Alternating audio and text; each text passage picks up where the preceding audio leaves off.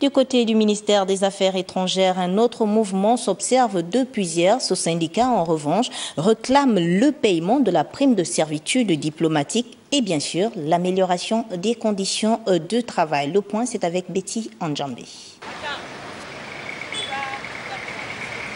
À l'origine de cette grève des agents du ministère des Affaires étrangères, l'amélioration des conditions de travail, notamment la mise en service des bus de transport du personnel. Vous allez faire le constat tout à l'heure derrière moi.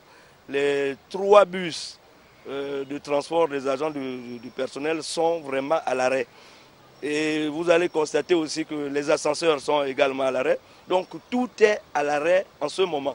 Autre revendication, celle relative au paiement de la prime de servitude diplomatique. Depuis plusieurs années, le ministère des Affaires étrangères bénéficiait d'une prime, dite prime de servitude diplomatique, qui était versée tous les 3 mois aux agents du ministère des Affaires étrangères.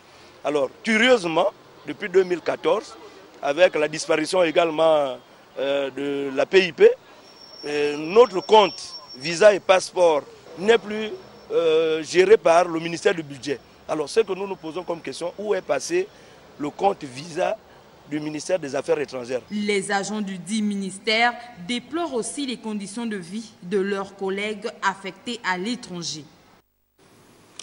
Tout autre chose à présent dans ce journal, nous revenons également sur le discours du chef de l'État lors de son adresse à la nation. Ali Bongo Ondimba a annoncé la création de 10 000 emplois par an. Comment cela est-il possible en cette période de conjoncture économique? Tentative de réponse dans ce reportage signé Charles Bamondo.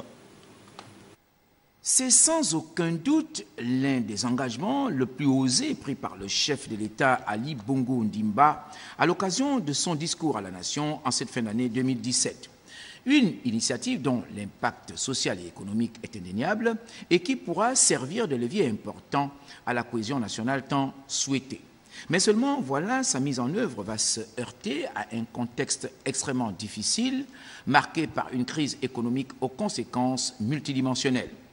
C'est pourquoi, dans le schéma présidentiel, un certain nombre d'éléments ont été largement égrenés par le chef de l'État pour s'assurer de sa faisabilité, in fine, de son succès. En 2018, j'ai décidé la mise en œuvre urgente d'un certain nombre de mesures clés, telles que la mesure d'exonération temporaire de cotisations sociales pour toute création nette d'emplois à compter du 1er janvier 2018. Cette mesure sera réservée à l'embauche dans tous les secteurs d'activité de Gabonaises et de Gabonais. Elle devra permettre de créer 10 000 emplois nouveaux par an. Pour ce faire, l'employeur bénéficiera des avantages suivants.